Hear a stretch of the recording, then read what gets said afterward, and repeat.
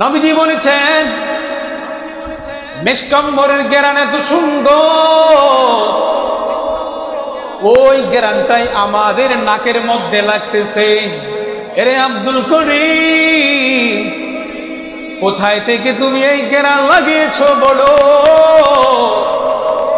ছাত্র এবার বলতেছে, হুজুর আপনি কি বলেন, আজকে আমার সাথে এমন একটা ঘটনা ঘটেছে। ওই কি ঘটনা ঘটেছে? হুজুর আপনি গতকাল একজন মহিলা মিলাদের জন্য এসেছিল, দোয়ার জন্য এসেছিল। মহিলা আপনার কাছে মিলাদের জন্য একজন হুজুর চেয়েছিল, আপনি আমাকে পাঠিয়েছিলেন। আমি যখন বাড়িতে গেলাম, বাড়িতে যাওয়ার পর এখন দেখি আর কোনো মানুষ নাই, শুধু মহিলার আমি টেনশনে পড়ে গেলাম। ও মহিলা, বাড়ির মধ্যে আর কোনো মানুষ নাই, কয় না। মহিলা যখন আমাকে কুপরামর্শ দিল, তার সাথে একটু খারাপি করার জন্য, তার মনের চাহিদা পূরণের জন্য যখন বলল, আমার মহা বিপদ দেখে আমি আল্লাহ তাআলার উপর ভরসা করে বাথরুমে গেলাম। সুবহানাল্লাহ পড়েন। বাথরুমে যাওয়ার পর আমার মনের মধ্যে একটা হঠাৎ করে জ্ঞান আসলো, বুদ্ধি আসলো।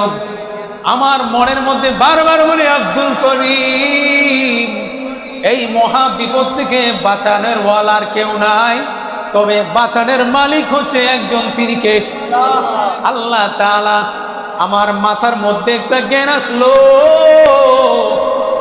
আমি বাথরুম থেকে বাথরুম গুলা পায়খানা উঠে আমার জামা কাপড়ের মধ্যে মাখলাম। আল্লাহু আকবার।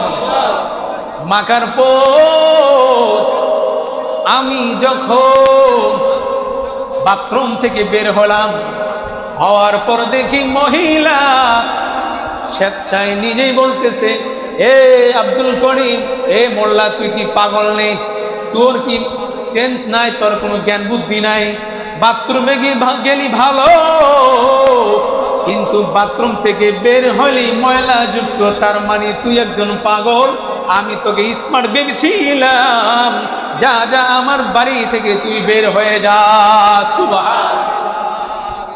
হুজুর আমি বাড়ি থেকে বের হয়ে আমি পুষ্কুনির মধ্যে গিয়ে এই জামা কাপড় ধুলাম।